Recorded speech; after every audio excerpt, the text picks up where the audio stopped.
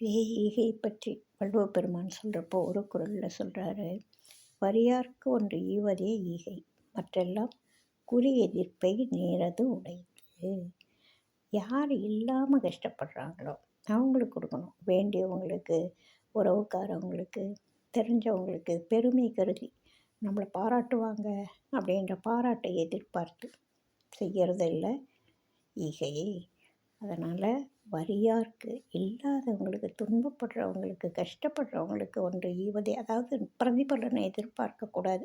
நாம் இதை செய்தால் அவங்க அடுத்தது செய்வாங்கன்னு எதிர்பார்க்கக்கூடாது. அந்த மாதிரி வறியார்க்கு ஒன்று ஈவதே ஈகை. மற்றவங்களுக்கு நம்ம செய்கிறது எல்லாமே ஒரு பிரதிபலனை எதிர்பார்க்குறோம். அது பாராட்டாக இருக்கலாம், புகழாக இருக்கலாம், உறவாக இருக்கலாம், நட்பாக இருக்கலாம், ஏதோ ஒன்று இருக்கலாம். அது மாதிரி எதிர்பாராமல் செய்கிறது தான் ஈகை.